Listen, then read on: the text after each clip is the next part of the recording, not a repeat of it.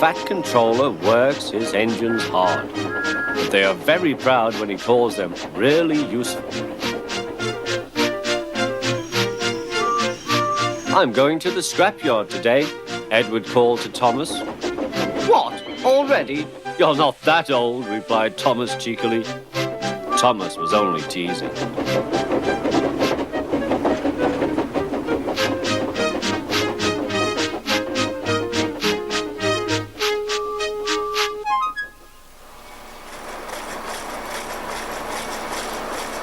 The scrapyard is full of rusty old cars and machinery.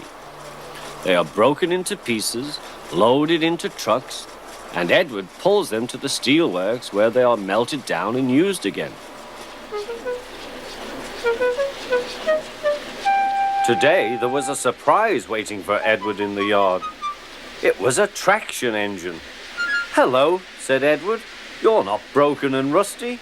What are you doing here?" "I'm Trevor. They're going to break me up next week." "What a shame," said Edward. "My driver says I only need some paint, polish and oil to be as good as new. But my master says I'm old-fashioned." Edward snorted. "People say I'm old-fashioned, but I don't care. The fat controller says I'm a useful engine." "What work did you do?" "My master would send us from farm to farm. We threshed corn, hauled logs and did lots of other work.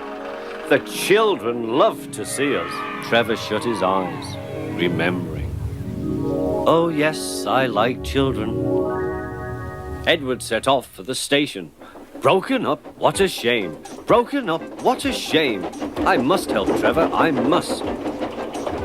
He thought of all his friends who liked engines, but strangely none of them would have room for a traction engine at home. It's a shame, he hissed. Then, beep, beep! Why didn't I think of him before? There, on the platform, was the very person. "Hello, Edward. You look upset. What's the matter, Charlie?" he asked the driver. "There's a traction engine in the scrapyard, Vicar. He'll be broken up next week. Jem Cole says he never drove a better engine." "Do save him, sir. He saws wood and gives children rides." "We'll see," replied the vicar. Jem Cole came on Saturday. "The Reverend's coming to see you, Trevor. Maybe he'll buy you."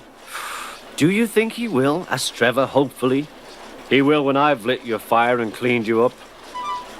The vicar and his two boys arrived that evening. Trevor hadn't felt so happy for months. He chuffered about the yard. "Show your paces, Trevor," said the vicar.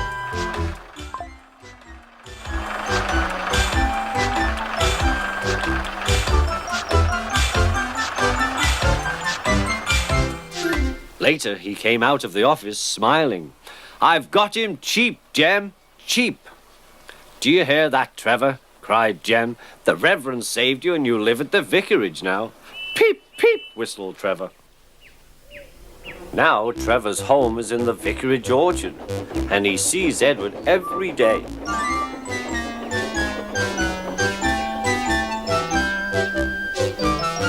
His paint is spotless and his brass shines like gold. Trevor likes his work, but his happiest day is the church fete.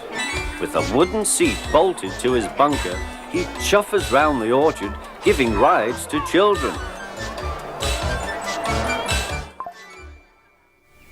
Long afterwards, you will see him shut his eyes, remembering.